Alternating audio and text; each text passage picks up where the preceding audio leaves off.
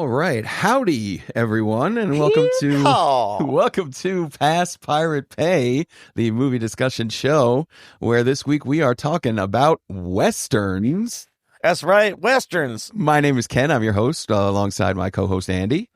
This is part one of westerns. Oh yes, sure we'll do more westerns. Oh yes, there's going to be many. Yeah, Andy, you love westerns, don't you? I'm a huge fan of westerns, good westerns. Yeah, I can't just watch any of them.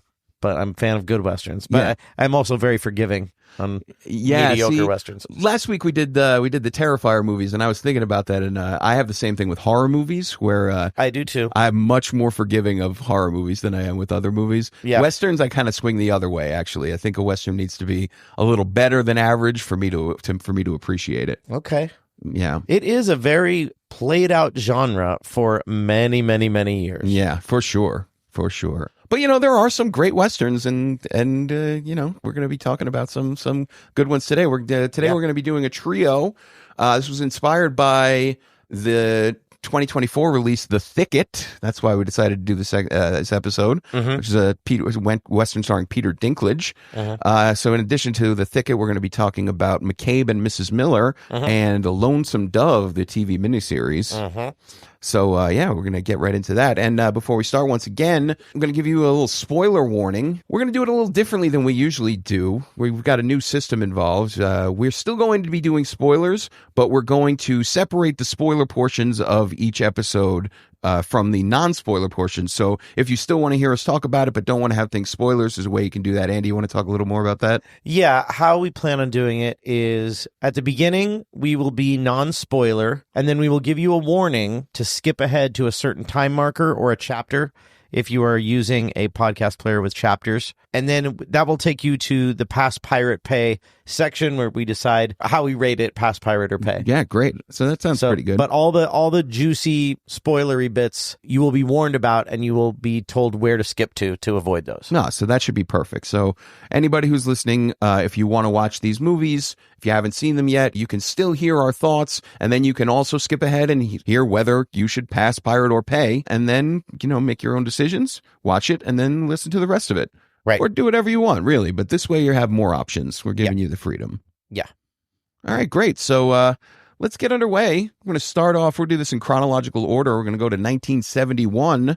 1971. Robert Altman's McCabe and Mrs. Miller, starring Warren Beatty as McCabe and what is her name? Julie Christie. Julie Christie. Wow, I had that written down and then I forgot about it. Julie Christie as Mrs. Miller. So yeah, this is a western. It's a story of a very ramshackle, thrown together town out in the Old West. And McCabe arrives in this town and he decides he's going to open himself up a whorehouse saloon. Yep. And everyone in the town is very excited for it. And then, and then Mrs. Miller comes along and tells him how badly he's fucking it up. Yeah. Your whorehouse is a joke and things like that. And, so then she comes in and she gives him a proper brothel. Yeah. And, then things start to go a little wrong. Yeah. But so let's start with that. So the movie starts. I should mention right off the bat all of the songs in the movie are written by Leonard Cohen, written and performed, and they're very early Leonard Cohen songs, and I love Leonard Cohen. Me too. They're great songs, doing really good work. So the movie opens with McCabe, Warren Beatty, riding into town. Leonard Cohen is playing, and he's wearing a ridiculous fur coat. Yeah, big giant buffalo coat. Yep. And then he comes into this saloon and everybody in the saloon is just totally abuzz with his arrival.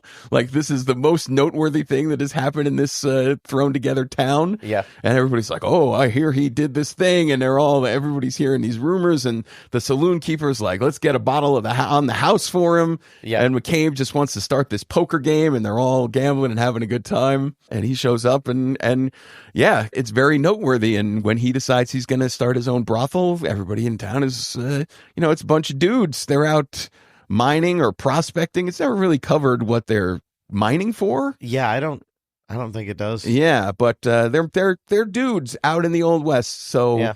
when the idea of women comes along, they're all very excited. And Warren Beatty, I mean, I don't know how much experience you have with Warren Beatty. I have some. In this movie, he is perfect for me. Like McCabe is a buffoon.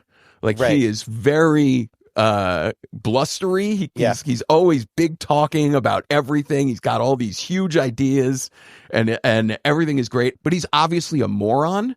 And so Warren Beatty, I think, he's a coward. He's a dope. He doesn't really know how to do anything except talk. And for a while, that's enough, you know? And like I said, I think Warren Beatty is great. He's just the right mix. He's really funny, I think, in a lot of the scenes. Yeah. And then Julie Christie as Mrs. Miller comes in, and her arrival, I thought it was really interesting that she comes in on like a covered wagon. And no one is interested in her arrival because she comes in on the same wagon as the mail order bride of one of the prospectors in town. And that's the one thing that everybody's excited. Oh, my bride's here. And Mrs. Miller just comes in very unassuming, takes Warren Beatty into the saloon and says, "You are terrible at this." Yeah, and that's one of the scenes I really liked. Yeah. I think every scene between McCabe and Mrs. Miller is just really excellent. I think they have really good chemistry because she is totally no nonsense and he is totally all nonsense. So one of the things Robert Altman famously in his movies loves to have a lot of people talking at once. Yeah. And this movie is no exception. Right. Every time anybody's walking around, the people in the town they're all yapping, and you can hear like snippets of conversation that's going on the whole time. And I think it works really well in this movie. It makes the whole town feel really lived in. You know, like it feels like a real place because it's just people talking, and all the guys in the town are just these horrible gossips, and everybody's just saying things that they heard about various things that are happening. Like McCabe is said to have shot some guy, and everybody's like, "Oh yeah, he shot that guy. Oh, I heard he was going to run for senator." And then it's just like, and it's like, "No, I knew that guy before McCabe killed him." And it's just, it quickly becomes apparent that McCabe is probably not going to be the killer that these people think he is, right? Because like you said, he's a bit of a coward and is not much good at anything. But yeah, so I thought that was one of the things that really worked. And the production design, I think, is also really good. Like the way that the town looks, you know, there's like a really rickety like rope bridge between a couple of the buildings. And initially McCabe's whore operation is just tents. He's just got them in tents outside.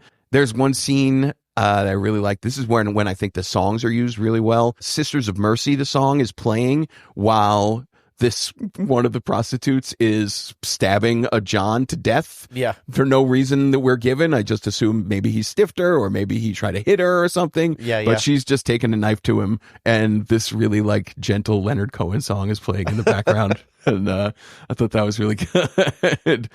And the music, other than the Leonard Cohen songs, all of the music is diegetic music, which is just things that are occurring in the scene.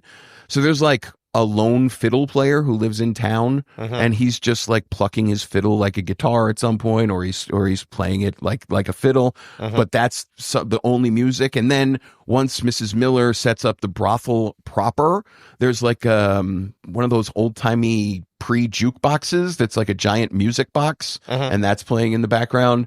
But other than that, it's quiet, and like you're hearing wind blowing and things like that, and it just feels kind of real. So eventually what happens is these representatives of a large corporation decide they want to come in and buy McCabe's entire operation. Right. Because they're a big mining concern and they want to use his buildings, and so they offer him some cash, and he, being the dope that he is, decides to just shine them on. And he's like, "Oh, well, if I tell them no, they'll come back with more money. These guys don't know who they're messing with." Right. You know? And there's a great scene between the two corporation guys. They're sitting in a bar, and they're like, one guy's like, "All right, so maybe we should offer him this much." And the other guy's like, "No, let's just get these other guys to come in and kill him." Yeah. and it's just as simple as that. And when McCabe comes into Mrs. Miller's room and he tells her about this great thing that he did to get this, how great a negotiator he is, and she's just like, you fucking dope, right? Like, all it is, these guys are not, they have no reason to give you this money. They're so much more powerful than you. And she sees what's going to happen, and he just can't really see it. Spoiler warning. Spoilers ahead. Skip to the next chapter or minute marker 2025 to hear the verdict. You have been warned. So yeah, after the corporation guys decide that they're done negotiating with McCabe, they bring in these scary gunman types. And this was another really excellent character entrance because there's these drunk guys standing outside. It's late at night. The drunk guys standing outside dancing. The fiddle player's playing his fiddle, and this scary hitman guy comes to town, and then the music just stops. The drunk guys like slink off to their own places. Yeah, and it's just like, oh shit, like really bad things are going to happen, and it becomes quickly apparent that McCabe is going to be killed. These guys are going to kill him. Yeah, and he starts looking out, too. Yeah, he sees them coming, and he's, like, staying off the streets and just basically dodging these guys. Yeah. At one point, he goes to the next largest town, and there's a judge there or a lawyer, and he gets this lawyer, and the lawyer's like, oh, we're going to put a stop to this. Like, McCabe thinks he's going to use the law to protect himself against these guys, but like, this is a totally lawless place, as we saw from when the prostitute stabs the John to death and nothing is done. Like, the law cannot help you in this town. There's nothing that can be done. Like, he is going to have a showdown with these guys, and that's what happens. So initially, what McCabe does is he's running around, he's hiding. He goes and hides in a church, and the preacher of the church sees him hiding there and pulls a shotgun on him. Yeah. And he's like, you got to get the hell out of my church. We don't want your troubles coming into our door. Yeah. But it doesn't really work out that way. One of the gunmen finds McCabe in the church, and the church starts to burn down. Right. But then McCabe gets the better of the gunman, and he kills the one guy, and then there's another gunman, and McCabe kills him too. Yeah. And then the big scary guy, they have their final showdown, and McCabe takes a bullet, and it looks like he's dead. And then when the big scary guy comes to check on his work, McCabe turns around and plugs him. And he does. He manages to win, sort of. He kills all three of the guys. But then, of course, the church is burning down. So that's what everybody in town is doing. They're all doing a bucket brigade thing. They're trying to they're trying to put out the fire in the church while McCabe is just slowly dying. And then the fire gets put out, and everyone in town is celebrating. And then so it's very joyous in one part of town, and then off in this little corner, here's McCabe bleeding to death. And Mrs. Miller, who is an opium addict, while this is all happening, she's just smoking up in some opium den. Just, this, life goes on for everyone except for McCabe. And, he just got himself on the wrong side of history, it looked like, he could have cashed out when he had the opportunity, but it just wasn't to be. So yeah, it seems to me like what they're going for here is what Altman is trying to do is just talk about how wild the place is and how lawless and how far you can get with your words and then how far you can't get. Like McCabe is able to become very successful for a brief period, but then he's not smart enough to realize the limits of his own success. And he does it. I think the final shootout scene, it does a thing that I wish more movies would do, which is shut the fuck up. Like, it's very quiet. There's no music for the entirety of the shootout scene, the conflict between McCabe and the three guys, and it's just quiet. And the only things you can hear are gunshots when they're ringing out, or the people in the background putting out the fire in the church. And like, it does a really good job of building tension because there's just silence, and it's like he's running for his life and hiding out and trying to play cat and mouse with these guys, and it's really tense, and I think it did a really good job. So yeah, that's what I got to say about McCabe and Mrs. Miller. All right, you want to know what I thought about McCabe and Mrs. Miller? I'm very interested, very, very interested. I thought it was okay. I thought it was okay. It's really hard to go back and watch old westerns knowing what's come after. Uh-huh. And I try to put myself in the position of someone at that time watching that movie. Yeah. And I think, what was it, 71? 71, yeah. So I think before that, Westerns were pretty cookie cutter. Uh-huh. You know, Westerns were like, this is the bad guy, and this is the good guy, and this is the shootout. And this kind of turned that on its ear a little bit. Yeah. You know, the same way that all big turning point Westerns did. Like Deadwood and The Unforgiven and, you know, those deconstructing Western movies. Yeah, yeah. I did think that it was a little meandering at places. Okay. I did think there was a lot of stuff that I didn't know why it was there. Like the David Carradine character. Yeah. Who comes in and he's the guy everybody likes and he gets shot. Maybe that was just establishing how ruthless these guys were. Yeah, I thought that was interesting because he gets gunned down by one of the hitmen. Yeah. For literally no reason, right? Like the hitman is just twirling his gun and you know, talking about what a good gunslinger he is. Yeah. And David Carradine, he's basically just there to fuck all the whores. Like that's his whole, he's just in town like for days. Yeah, he's just like going from whore to whore. He's like, I'm gonna get all these women. He's gonna do it all. And he's just like a happy-go-lucky guy. And he just happens to come across this gunslinger at the wrong time. Right. And the guy just shoots him. And yeah, that was another thing I was thinking about how it's a lawless place, right? Like the guy just guns him down, and his body just falls into the river, and that's it. Nothing is going to happen to this guy for murdering David Carradine for no reason. And they just were. I think that's what they were doing, and I think that the whole story of the three guys coming in the town to kill him, it ate up pretty much a second half of the movie. Yeah. And I don't think that was the most interesting part. I really think the most interesting part, I would have loved to see the relationship between him and Mrs. Miller and the operations of the whorehouse like play out. Yeah. You know, rather than, because the second half was kind of a traditional Western in the fact that here's the good guys, here's the bad guy. Right. And here's the shootout. Yeah. You know? I thought it was a good play on that, though. Like I didn't feel like it was done in a traditional way, right? Like it wasn't. You're right. Like I don't know if you've seen High Noon.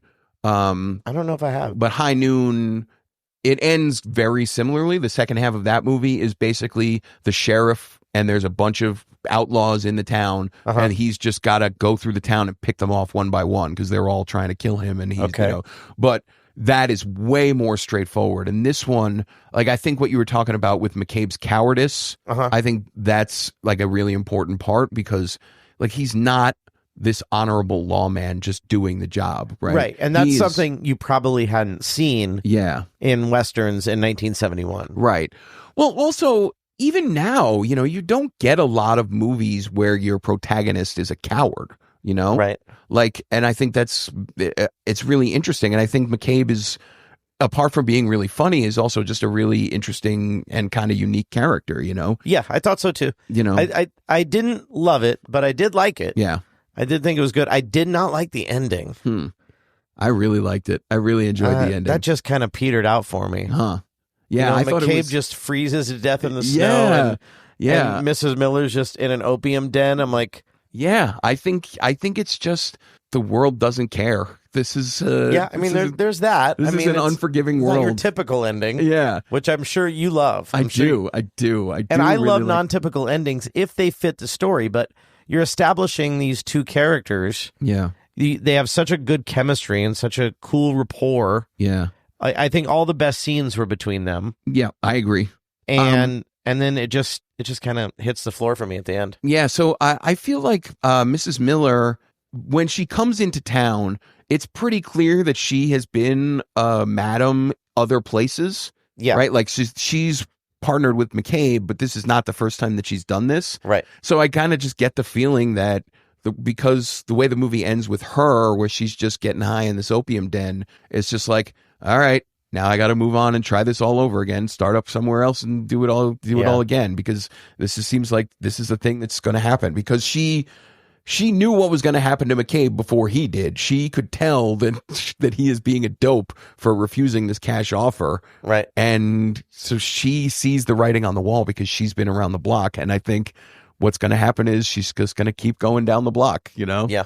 And so I really did enjoy the ending. I thought that like you said, it was non-traditional, and it's sometimes the world sucks, and sometimes, people die, and that's the way it goes. Yeah. I would have liked to seen more of them together, but yeah, I dug it though. It was good. Cool. I liked it. Yeah. Not one of my favorites, but definitely worth a watch. Yeah. All right. So is that it? That's it. So where do we stand, Ken, on McCabe and Mrs. Miller? Is it pass, pirate, or pay? This one is definitely a pay for me. Okay. I'm a pirate. Okay. I'm a middle of the road. All right. That's good. This is actually one of my favorite Westerns that I've ever seen. Wow. Yeah. I had seen this a long time ago and I didn't really remember it. And watching it this time again, I enjoyed it even more than I did the first time that I had seen it. Okay, cool. Yeah. It's just definitely a pay.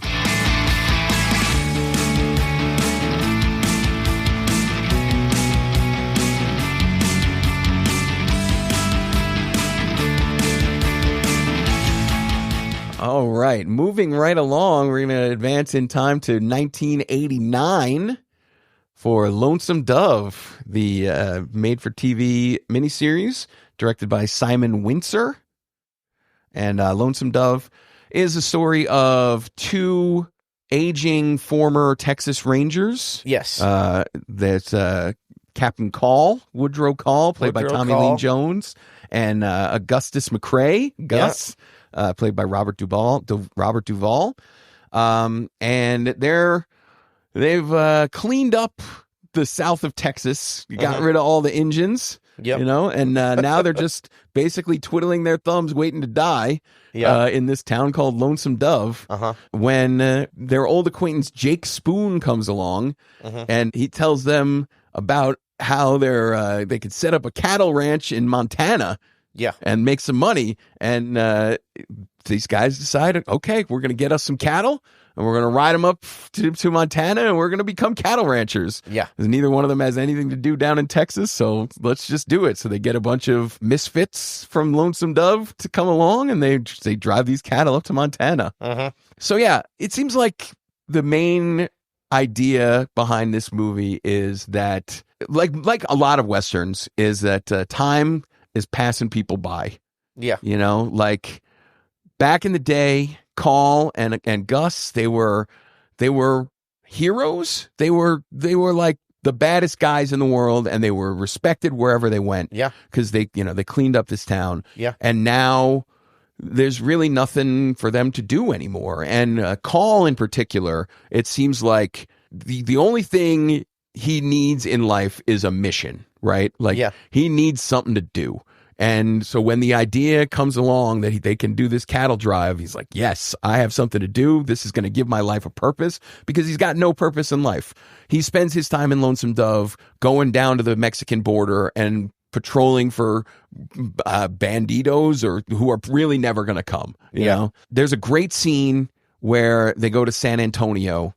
They go to get some whiskey in a bar. Yeah. And the bartender he's pretty dismissive of them. Yeah. Right. And there's a picture of them from their old days hanging behind the bar. And these guys feel like they should be getting respect. So Gus, he basically smashes a bottle over the bartender's head. Is that what he does? I think maybe a glass. He hit him with the barrel of his gun. Maybe that's what it was. Yeah, maybe that's what it was. Just smacked him, just pistol whipped him across the face. Right. And he's just like, and just nonchalantly, he's like, maybe you need to show us some respect. Because, like, they're old men. One thing we don't tolerate is dawdling service. And, these guys, they are old, but they're still badasses. They're still badasses, you know? So while they're on this cattle drive, there's a prostitute from Lonesome Dove named Lori, and she and Jake Spoon, he smooth talks her. He's going to take her to San Francisco, and they're going to have themselves a great life. So they're basically tagging along, not with the cattle drive, but alongside the cattle drive. But Jake is a totally unreliable person, and eventually he goes off gambling somewhere and leaves Lori to fend for herself. Yeah. She's abducted by an Indian. Basically, I think she's raped. In the book, she's raped, but it's 1989 network television, so they can't really imply say it. Yeah, but there's definitely talk of the guy who abducted her selling her to the highest bidder of these. Yeah, and also this is Diane Lane at her hottest. Oh yes, Diane Lane looks she is incredibly really beautiful. hot in this. I think I looked it up. I think she was 24 or 25 when this movie was filmed, and you're right, she is incredibly beautiful. Yeah. But yeah, so Gus comes back, finds that she's been abducted. The guy who abducts her, his name is Blue Duck. Oh yeah, Blue Duck. And he is the scariest Indian around. He's a piece of shit. Yeah, he's the worst of the worst. Yeah. And he's got this posse of morons, and he gives Lori to one of the posses, but then before anything too bad happens, Gus comes along, kills them all, and saves her, but she's obviously shaken by the whole thing, and it's very bad. So while this is going on, there's a side story. Jake Spoon was in Arkansas before this, and he accidentally killed the mayor of the town, and the mayor's brother is the sheriff named July Johnson, who's played by Chris Cooper. Mm-hmm. And July has to go. He's going to go off and capture Jake Spoon or kill him or whatever for the murder of his brother. And as soon as he leaves town, his wife, she bails to go find her former lover. Mm-hmm. So she leaves. And then the deputy goes and finds July and tells him that his wife took off. And then he goes traipsing after his wife. This whole scene, all of this story is very bad, I think. You didn't like that? And I did not like it at all. It's the guy who plays the deputy is played by Barry Corbin, and man, this guy's a cartoon character. Oh, I love Barry Corbin. I like Barry Corbin too in general. Barry Corbin was on Northern Exposure. He was Maurice. I like Barry Corbin in general, but boy, he seems like a character that should be played by Stephen Root. Like he is just a total dope. Like, I'm from Arkansas. Like, just like so dumb. It's so bad. There's a scene where these two bandits come across him and they're gonna rob him, and they're shooting, and he's running around, and there's some woman that he's that's tagging along with him for some reason along the way, and they're running away from the guys who are shooting at them, and they're like shucking around, and it all played so comically and so stupidly. I don't know. So you didn't like that whole B storyline there with? I didn't. Because July Johnson hooks up with them, right? Yeah, so eventually July Johnson comes along. He comes along to Gus, and he kind of helps him out in some of the things that he's doing. And then one of the stops that the cattle drive makes along the way is in Nebraska to find the long-lost love of Gus's life, who's played by Angelica Houston. Uh-huh. And eventually Lori decides to stay with them because there's no real place for her in the cattle drive. And July Johnson eventually goes and stays there too. And it's like her homestead in Nebraska seems to be like the one place where people are actually able to be fulfilled with their lives, be happy with the things that they have. Mm-hmm. And I actually think Chris Cooper is really good in the movie as July Johnson. Yeah. But I don't know. There's just not a whole lot for him to do. And that storyline, a lot of it just doesn't work for me. Mm-hmm. So yeah, Chris Cooper is really good. And the acting on the whole in this movie is a very mixed bag, I would say. Oh, yeah? Yeah. I think... well, first of all, Robert Duvall is a treasure in this movie. Robert Duvall and Tommy Lee Jones, I think, are both fantastic in this movie. Like, really, it's their show. Yeah, and they're doing great work. Like it's some of the best work. They're both great, obviously great actors, and I think it's some of the best work that they've ever done. Robert Duvall considers it the best role he's ever played. Yeah, and he's really good. Like, the thing I really like about him is that no matter what's going on, he's always got this like little smile going on his face. Like, he's the polar opposite of Call. Yeah, exactly. Like, as far as like, he likes to have fun. Right. He likes hookers and whiskey. Yeah. And Call is like, this is business. Call takes everything super seriously. Yeah, I'm not gonna. And he also, didn't he lose his son? Didn't Call lose a kid? Yeah, I don't remember. Or a woman, a wife. Oh, he didn't. Oh, yeah. So there's another character who is played by Ricky Schroeder. And he is... That's what it is. Yeah. He is the son of a prostitute who has died. And there's some talk that that Jake Spoon might be the father. And there's also talk that Call might be the father. Right. And basically, eventually it all comes out that everybody knows that Call is the kid's father. Yeah. But Call refuses to treat the kid as though he were father because Call is like your prototypical Western cowboy hero, where he is totally without emotion. He's stoic about everything. Ricky Schroeder, I think, is also really good in this movie. Yeah, I thought so too. Which is like, Danny Glover is good in it too. Yeah, he's not bad. He doesn't have a lot to do either. So I should mention I really like the book. The book that which you read recently, right? I read it very recently. I read it last year. So Joshua Dietz is Danny Glover's character. And in the book, he is like the ultimate tracker. So he's along on this cattle drive, and every time they need to find out what's going on up ahead, what they need to be looking like for. A scout? Yeah, he scouts, and he's like supernaturally gifted at these kind of things. Okay. And the other character is Dish, who's like one of the cattle hands. It's played by D.B. Sweeney. Okay. In the book, he is like the best cattleman alive. Okay. Like he is just, because everybody else on the cattle drive, they don't have any idea what they're doing. Even Gus and Call, they're like competent at everything that they do, but they're not cattlemen. Texas Rangers. Right. Yeah. They're not cattlemen, so they don't really know. So Dish is the one who is basically moving this giant herd of cattle. Okay. And so, I mean, I understand you can't do everything. The book is like 900 pages long or something like that. You can't do everything. But I felt like those two guys just got really short shrift from the book because their characters were way more interesting. And in the movie, there's just not a lot for them to do. Okay. But on the other hand, on the other side of the coin with the acting, you get, I think all of the villains in this movie, all of the antagonists are absolutely terrible. Even Blue Duck? Especially Blue Duck. Aw, I thought Blue Duck was good bad guy. Well, the worst, I think, is at one point, Jake falls in with these bank robbers. Yeah.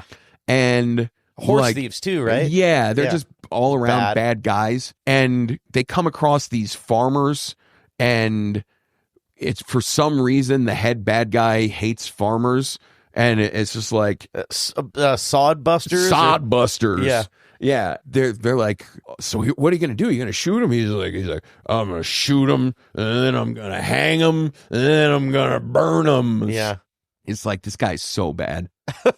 And Blue Duck, I guess some things are forgivable based on when the movie came out. So this is 1989, but like Blue Duck is an Indian, and the guy who plays him is a guy named Frederick Forrest. He is the whitest motherfucker in the world. Oh yeah, they did that a lot. Just watching old episodes of Bonanza is yeah, and like at one point his posse is coming along, and a bunch of them are supposed to be Indians. Those dudes are all white too, and like they do the thing that I hate in a lot of these westerns, which again I guess you think about the time, it's a lot more forgivable in the 50s than it is in the 80s, but even then I just hate it, where whenever there's a group of Indians riding together, it's just like like it's just constantly, you can't have them moving in any one direction without them just whooping and hollering, and it's just like but then the camera cuts and you see like closer up shots of these guys, and they're just white dudes. It's like there's an old Chris Rock joke about how bad the Indians have had it, how bad Native Americans have had it. It's like, when was the last time you saw 3 Indians in one place? And it's like even at the Thanksgiving parade, it's just like two Indians and the rest of Puerto Ricans. It's like, that's not Pocahontas, that's J-Lo. That's what I was thinking of in this movie. Yeah, I don't know. I think all of the villains are just dialing it up to 15. It's just snarling and just like and it's totally unbelievable. I don't think Lonesome Dove really put a lot of focus on the bad guys. Yeah. You know, it was kind of the star of the show was the relationship between Call and Gus. Yeah. You know, but there needed to be obstacles. Yeah. And then another problem I have with it is some of it looks really bad. It looks really, really it was terrible. 80s TV. Yeah, that's the problem. There were some bad special effects. Really bad. Yeah, there's one scene, especially when it's in high definition now. Yeah. When you're watching it in 4K. There's one scene where they're doing the cattle drive and the herd faces a giant lightning storm. Yeah, I know the part you're talking about. And like, it's so obviously green screen at most of the points. And then when they're showing the lightning, it's like just drawn on the lens or something. It looks so bad. I totally give that a pass though, because do you remember how bad special effects were on TV in the 80s? Yeah, I know. Really god awful. They didn't put any money into it. Right. This is obviously not Jeff Bezos throwing $1 billion to make the Lord of the Rings. Right. They didn't do that back then. Right. And I understand, but like they spent all their money on the acting salaries. Yeah. But you know, I don't know. Part of me wishes that we could take a pass at Lonesome Dove without those restrictions, you know? Even 1989, like if you think about it, 1989 is also the year of Indiana Jones and the Last Crusade.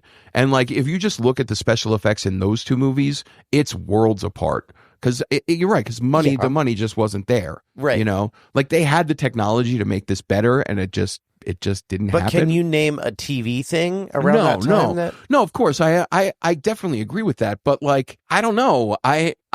I have to judge it for what it is. You know what I mean? And I wish that they could have made it in a format that was better. You know what I mean? Yeah. I get what you're saying, that it takes you out of it a little bit when the special effects are that bad. But there wasn't a whole lot of that.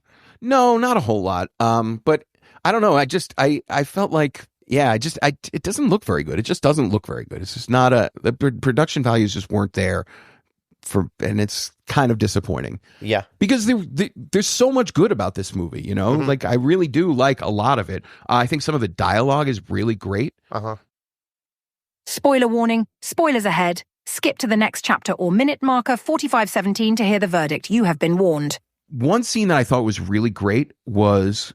I wonder if it's the same one I'm thinking of. Was Jake's death. Yes. Yeah. That's exactly the one I was thinking of. So Jake falls in with these bad guys and they kill the farmers. So Gus and Call, they track them down and they're like, okay, well, you murdered these farmers. You hung them from a tree and burned their bodies. Yeah. You're going to die. You have to pay for this. Frontier justice. Yeah, exactly. And it's just like, well, what about Jake? Jake didn't do anything. Well, it's just like, you know, you're there. You were alongside these guys and you didn't stop them. So you're part of it. So Jake, they sentence him to hang and they're going to hang. They find a tree and they're going to hang these bad dudes. And all along, Jake is circling the drain. Right. He's not doing well. Yep. He's getting worse and worse. He's becoming worse of a drunk. Yep. Gambling, I think definitely. Yeah, that's how he falls in with the bad guys. He meets them in a poker game. And this is the end of the road. Yep.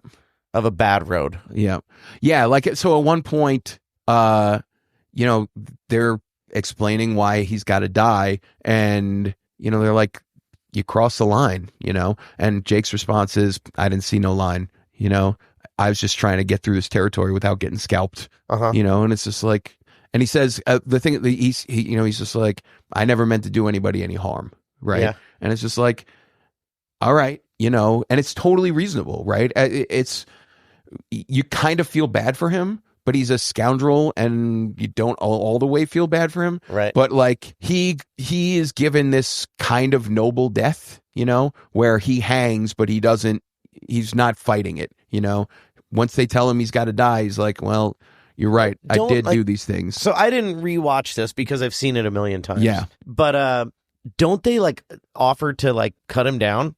No, they don't. No. I thought they said, you know, we can, because he's the last one, right? Yeah. All they slap the horses' asses, and all the rest of the guys are hanging, and he's the last one. But no, he's got to die. Everybody, Newt, the kid played by Ricky Schroeder, is very put out by this because he kind of thinks that Jake might be his father, and they have like a special connection. So he's just like, he's the one who's like, I don't understand. He didn't do anything. Why are you doing this? But everybody else is just like, nope, this is what's got to happen. And like the thing that was so great about it, I thought, was just how totally calm and like accepting of his own death Jake is, you know, and it's just like, this is the way it's got to go. I also felt that with the acting job of Call and especially Gus, like you sensed that they had such a past together. Yeah, right, exactly. You know? Yeah, because Jake was a ranger with them. They rode together for years. And you could really sense that. Yep.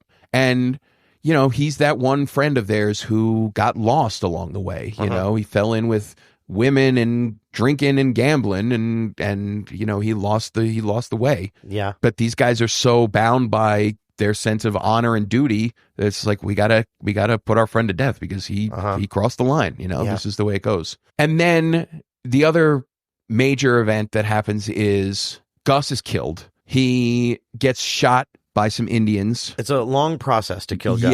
Yeah, right. So he takes an arrow in the leg and it starts to get infected.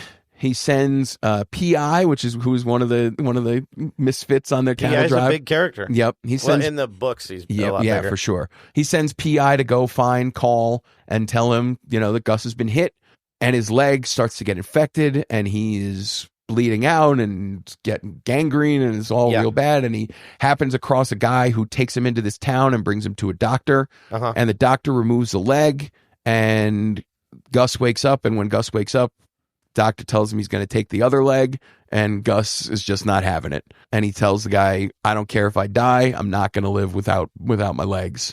So his other leg just winds up getting infected, and he winds up dying of this infection. Yeah. But before he does, he makes Call promise him some things. Yeah. He makes Call promise he's going to give his half of the cattle money to Lori, who's living in Nebraska with his ex-lover. Yeah. And he needs Call to drag his body back to this place in Texas where it was the one place that he was happy. Yeah. And so Gus dies in the wintertime, and Call waits for winter to go past. They ride out the winter in Montana, and then once spring comes, Call comes and he puts Gus's body in a wagon, and he rides this wagon all the way to Lonesome Dove or thereabouts to bury Gus's body. Which I love that whole sequence. Yeah, it's really good. It's like really that good. Whole sequence at the end. Their goodbye was really sad and really good. Yep. Yeah. Like you said, the relationship between those two guys is really great. And like they're so different, but you can feel the miles that have gone between them that they've been through together. Yeah. And like there's obvious affection for these guys, you know. But yeah, so yeah, that's basically the whole of the story. Like I said, I thought it was kind of a mixed bag. I thought there's some really great stuff and then some really not so great stuff. Yeah. I wish someone would remake it. Yeah. You know, same way, like a miniseries. Yeah, like Netflix. I wish Netflix would just be like, you know what, we're doing a 6-part Lonesome Dove. We have all the money in the world. Yeah. We'll just throw some money at it. Lonesome Dove was that miniseries was a massive hit. Yeah, for sure, massive hit. It was so massive, it spun off a whole bunch of other things that were not hits. Like nothing else captured that lightning in a bottle like Lonesome Dove. Yeah. And they tried. There were other series.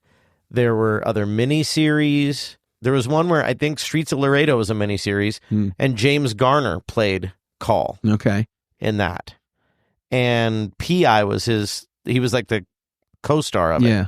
So, and there was tons. There was Return to Lonesome Dove, the Comanche Moon, which was a prequel. Okay. Where Jake Spoon, Gus, and Call were like chasing an Indian with Val Kilmer played their chief, their like captain. And he rode this big horse they called Buffalo Horse or something. Yeah. Big hairy horse. So yeah, there was a lot of other things, but no one could really like make it as good as that first one. Yeah. I don't know. I just like, can't you see them doing it again with like Jeff Bridges as Gus or something like that? Yeah, I think it's possible. Yeah. I think that the reason it was so good was because of the story. I think that story is just great. Yeah, I agree. You know, and I think the other stories were fine, but they weren't as good. Yeah. So yeah, I think that could be done. Yeah. Yeah, I kind of would like to see that, I think. All right. So where do you stand, Ken, on Lonesome Dove, the miniseries from 1989. 1989. Is it pass, pirate, or pay? For me, this one is a pirate. Oh, I know. But really, just go to the library, get the book. The book is great. yeah. So on our website now, we have a thing called Just Watch. Yeah. And you can go to our website and go to previously viewed movies, and then you click on the poster, and it will take you to a website called Just Watch, which will tell you all the places you can watch it. Sometimes you can watch it for free at your library. Sometimes you can watch it for free on YouTube. Yeah. Especially these older ones. Yeah. Yeah, I don't know. I think everyone should just do themselves a favor and read the book. That's my real review. I haven't read the book. Yeah, I've read other books, but I haven't read that one. Yeah, a friend of mine recommended the book to me, and I said, my feelings on Westerns are pretty iffy, and I was like, come on. And he poked me, and he's like, this is great. And the book is really great. It's a really great book. So like you said, the story is just really good. So, until they get around to making a movie with better production values, read the book. Or pirate it. I am a pay on this one for sure. It's one of my favorites of all time. Yeah.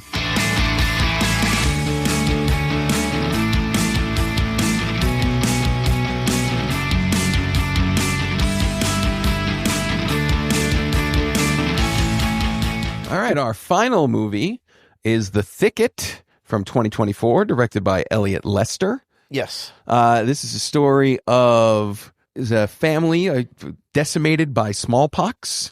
And their two kids, they're 20-something kids, are Jack and Lula, and they're off on their own they've inherited some land somewhere far away, but they've got no family left. And then there's a villain named Cutthroat Bill. It's played by Juliette Lewis. Yeah. And she comes along and she sees Lula, takes a liking to her, and abducts her.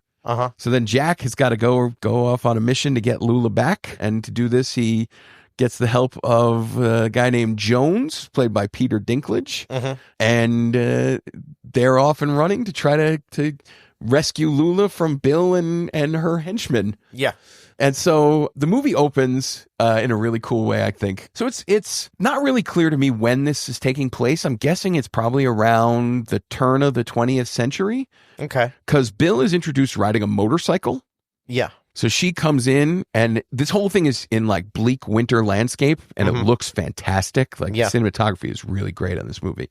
And Bill comes riding by on this motorcycle while Lula's picking these flowers, and it just feels like she's like a character out of Mad Max. It's like winter Mad Max. Yeah. And then the way her character is introduced is she rides by on this motorcycle and then goes and interrupts this funeral, kicks over the coffin as the pallbearers are carrying the coffin out, and steals the jacket off of the corpse, and then just starts wearing the jacket and takes the motorcycle and rides away. So I thought that was really cool. But yeah, so Jack and Lula are with their grandfather or uncle or some elderly relative, and they are heading to their faraway destination when Bill and her henchmen come along. And there's a really great, like, super tense scene where they're about to get on this ferry, which is basically just a plank raft across a river, and it's connected to a rope, so they drag the ferry back and forth across the river with a rope. And Bill is trying to get on the ferry, but the family is there first, and they're having the old man and Bill are like having a bit of a standoff, and the old man doesn't realize that what a maniac, what a terrible like lunatic Bill is. Yeah. So he's having this standoff with her, and like they keep cutting to the rope getting tenser and tenser, and you can tell that the thing's about to snap, and like it's like clicking and clicking, and everything is building and building, and then the rope snaps. The old man takes a shot at Bill, misses, and then she kills him, knocks Jack out, and takes Lula. And the next time we see it, Jack is just coming to, and we're like, what the hell just happened? So then, he wakes up at a gravesite because Jones is a gravedigger. That's his actual occupation. And his assistant is there digging the grave. and Jack is like, well, what happened? Where's everybody else? And he's like, well, the old man is dead. That's whose grave is being dug. So Jack is like, well, you guys, you have to help me. You have to come get my sister back. Right. And we meet Jones. He goes into this saloon, I think, where the people are gambling, and he's trying to get his money for the grave digging. And the guy wants to make fun of him for being a little person. He's like, I'll give you the money if you dance for it. And he's talking shit, and it quickly becomes apparent that Jones is not a person to be trifled with. Right. He's a badass. Yeah, he's a real badass. So the guy like makes a move to like reach his hand towards Jones, and like quicker than you know, Jones has got a knife out and he's slashing the dude and just like fucks the guy up with a knife real quick. He's like, all right, let's give me my money, you know? So then we're talked into Jones coming along with Jack, and they go off and they're tracking Bill. And Jones doesn't want to do it, right? But Jack offers him the land. Well, no, not at first. Not at first. At first, somebody's mentioned that there's a $10,000 bounty on Bill's head. Oh, that's right. That's right. Yeah, so that's why he's interested in doing it. They're talking about they're going to split the bounty. We'll track him down, and Jack is like, "Oh, well, you don't have to kill her. I'll kill her. You just get me to her, and we'll split the bounty." But then they get into a town and they're asking about the bounty, and it turns out the bounty is not nearly that much. No. So that's when he offers the land. So. Yeah, that's basically the whole story of the movie. There are a few side things that are happening where there's these two dopes who work for the guy who Jones slashes is like an alderman in the town or something like that. Sends him after, and he sends them after him because you can't slash me, whatever. Right. So they're going off they're going to get him, and then at some point, Jack goes into this brothel, and there's a prostitute that he becomes infatuated with, and she's there kind of against her will. The brothel owner is owed some money by her, and he's just not going to let her leave. Yeah. So he rescues her from the brothel owner and takes her along, and she comes along on this journey. But both of those side quests seem totally like filler to me. Yeah. Like, I just don't really understand what the purpose of them is in this movie. Yeah, because they do come to an abrupt halt. Yeah. Yeah, exactly. Like the two guys who are going to chase after Jones, at some point, Lula runs away from Cutthroat Bill and encounters these two guys. Right. And they're like, well, we'll protect you, but they're totally incompetent. And, Bill comes along and is just like, nope, this is not, this is not going to happen. A thing about those two side quests. Yeah. Did you notice who one of the guys was in the side quest that was going to find Peter Dinklage? No, who are they? One, I didn't know. The one who survived, I didn't know. Okay. But the one who didn't, that was James Hetfield from Metallica. Oh, that was the guitar player singer from Metallica. I remembered seeing his name in the credits, but then I totally didn't. I forgot that I had seen it and didn't recognize him. I didn't see his name in the credits. I was like, "Is that James Hetfield?" That's funny. So, and I don't think he was a terrible actor. Yeah. The other side quest, though. Yeah. The pimp who he got in the big fight with. Yeah. That was Andrew Schultz, comedian Andrew Schultz. I remembered hearing you talk about that. I have no idea who that is. Oh, yeah. He's a pretty funny comedian. Yeah. Well, he is a very bad actor, in my opinion. Like, the scene, all of his scenes, is just, he's so terrible. And then, because we're already set up for the two guys to be chasing after Peter Dinklage and company, I assume that once the prostitute leaves, that he's also going to start chasing after them. But no, once they leave his brothel, we just never hear from him again. And I was fine with it because I thought he was awful. Like, I don't know who this guy is. I don't know him as a comedian, but boy, I hope to never see him in a movie again. I think Peter Dinklage in this movie is, if you like Peter Dinklage, you will like this part. I think so. Because he is Peter Dinklaging all over the place. Like, he is basically being out west Tyrion Lannister, where he is the smartest guy in the room, and he's making all these sarcastic comments. I think Tyrion was not a badass, though. Yeah, that's true. He is more badass. Tyrion came into his own, and it took a lot of time, but he was kind of a little chicken shit at the beginning. Yeah. But his whole demeanor, for the most part, is Tyrion Lannister, right? Like, I think Tyrion's also funnier. No, like Jones is making a lot of wisecracks too. He's just doing a lot of the Peter Dinklage shtick. I mean, I don't mind it because I really like Peter Dinklage and I really like Tyrion Lannister. Yeah, me too. But like, yeah, he's really not stretching himself out too far here. The characters have their differences, but the bones of the acting performance are pretty well the same. That's probably true. Yeah. You know, Juliette Lewis as Bill is kind of interesting. I liked her. She's really having a good time. Yeah, she is going for it. Voice, that nasty voice. Yeah, like. Yeah, I thought she was a really good bad guy. She's got this really like raspy voice going on. Like, there's a great scene where, because the guy who sends the two dopes after her or after them is an alderman, he deputizes them so they're wearing shields. So the guy's like lying on the ground as she's getting ready to dispatch him, and she's like, "You know why they call that a shield, right?" Like, and then points the gun right at the guy's silver star on his, and fucking pulls the trigger. I thought it was a pretty good scene. But yeah, she's definitely going for it. But she's having, it's fun. It's a really fun performance, I think. Yeah. Spoiler warning. Spoilers ahead. Skip to the next chapter or minute marker 1 hour 4 minutes to hear the verdict.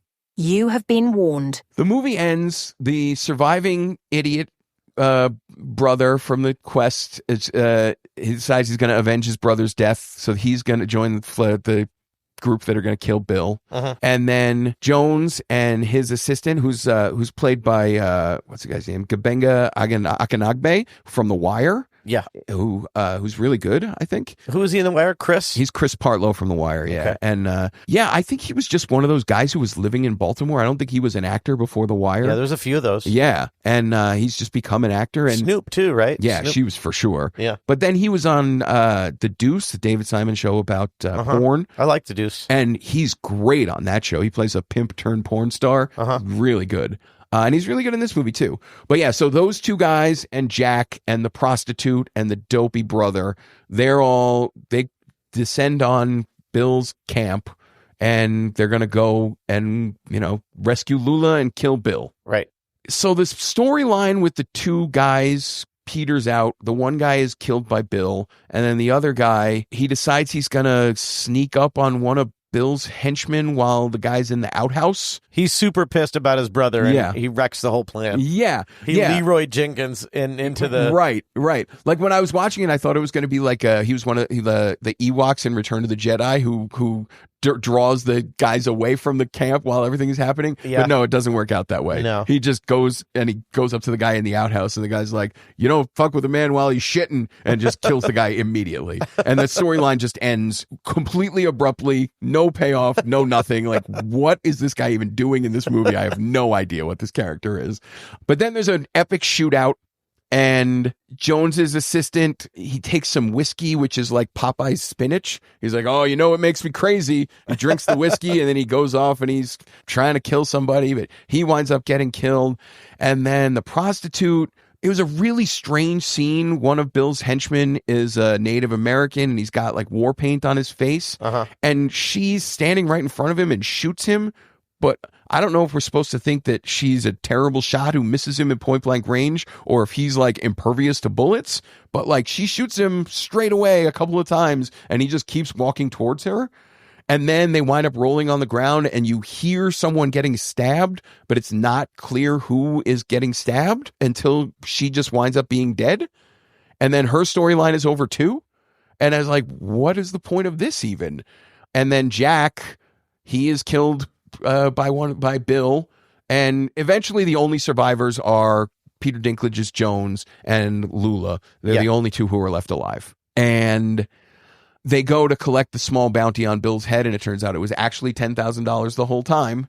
And so they got the land and the money. They got the land and the money, and the movie ends where it seems like the two of them are just going to go off to the land and live together, because neither one of them have any people left, and it's just these are the two that are left together. But the climactic fight scene, the music was really weird, where there was like cackling going on the score. Oh, I didn't notice. It was like weird ass Friday the 13th horror movie cackling going on while people are stalking. He's like, ha, ha, ha, ha, ha. in the background. It's really weird. The ending just struck me as very strangely paced, and the payoff was really anticlimactic to me. It just didn't. It struck me as very strange. I'm very confused by what this movie was trying to do. Okay. I just don't really understand what the whole point of it was. Like, it seems like a fun revenge adventure, save my sister kind of story, but it just kind of peters out without really paying off, I thought. Well, you thought the same thing about this as I thought about McCabe and Mrs. Miller. Yeah. I didn't. I think that was a really fun conclusion. Yeah. You know, I didn't expect everybody to die and them to go off, and it's the ending I would have wanted out of McCabe and Mrs. Miller. Yeah, see, this is just I would have wanted them to see them setting up shop in a new town. Yeah, you know, arguing about what to do, and that's what I'd like to see of that. Yeah, I guess you and I are just different in that way. You know, there's a scene right before the shootout where Bill rides into this town and burns down a church. Yeah. And the preacher from the church apparently knew her when she was a kid, and her mother like had a bunch of lovers and they didn't really know who her father was or whatever. She was like Freddy Krueger. And the preacher like tells the group of people who are stalking her her backstory. Yeah. For no reason. Oh, I think it fleshed out the bad guy a little more. I think this bad guy was not your typical cartoonish like bad guy. Like, it was like she had some backstory, and that makes it like, I forget who said it, but every great bad guy thinks they're the good guy in the movie. Right. And I don't know where I heard that, but like, I felt this is kind of that way with Bill. I don't think that follows at all, actually. Like, I think so. I think Bill is relishing being the bad guy. Like, yeah, of course. I don't think she thinks she's a good guy at all. I think she does. I think she thinks she's the good guy in her own movie. Yeah, I don't know. And the way that the backstory is revealed, where it's just like this preacher telling these random people that he's never met before outside of his burned church about this woman, like, it's just like an exposition dump for its own sake that doesn't really have anything to do with the movie, I thought. Yeah. I don't know. I thought it was a very weird scene. Yeah. And I don't know. It didn't work for me at all. And I think Bill works better without it.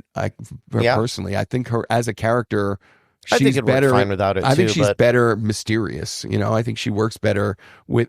I don't need to know what her life was like when she was 12 years old or whatever. That's just not. It's not a thing that is interesting to me in the course of this movie. Did you like the scene where Peter Dinklage nails the guy's cock to a chair? Nails the dick to the chair. Holy shit! Yeah, they're like. They kidnap one of Bill's henchmen and they're trying to track her down, and they're torturing this dude, and one of the ways they do it is Peter Dinklage just nails the guy's dick to a chair. I love the acting job on Peter Dinklage on that too. Because it's like, I don't want to do this, but I have to. Yeah. And I'm gonna do it. Just the look in his eyes. Like he's looking right in the other guy's face, just nailing his cock to a chair. Like, that's what we gotta do, buddy. Yeah. Yeah. It's This movie had some really cool scenes, I thought. And like I said, I think the cinematography is really incredible. I think the whole thing is just this bleak, dead trees everywhere, just winter, but gorgeous. You know, it just looks really, really beautiful. Yeah, I really liked the whole thing. Yeah. I thought the whole thing was good. I had a really good time. I even liked Andrew Schultz as the bad pimp. Yeah, I just thought it was a cool Western just from top to bottom. I really liked it. Yeah. Yeah, this might be one of those things where your Western tolerance is greater than mine. And I thought this one didn't come together for me. Okay. All right. So is that it? That's it. Yeah. All right. So where are we at with the Thicket, Ken? Are we a pass, pirate, or pay? This one is also going to be a pirate for me. Okay. I got this one as a pirate. I think there's enough good stuff here that it is worth watching, but you don't need to spend your money. I think you should. I'm a pay. I'm a pay for this one. It was really good. All right. So that's our Western episode, everybody. All right. So to recap, we had McCabe and Mrs. Miller, You were a pay. Yep. I was a pirate. Uh-huh. We had Lonesome Dove, which is a miniseries. Mm-hmm. How long is that exactly? It's 6 hours. It's 4 1.5-hour episodes. Okay. So the Lonesome Dove miniseries, I was an emphatic pay, Mm-hmm. and you were a pirate. You were a pirate. And then on the Thicket, you were a pirate, and I was a pay. That's right. So there it is, Westerns. Well, that's 3 movies and no passes. So we picked some good ones this time. That was pretty good. Yeah, and they're all worth watching. 3 movies worth watching from both of us.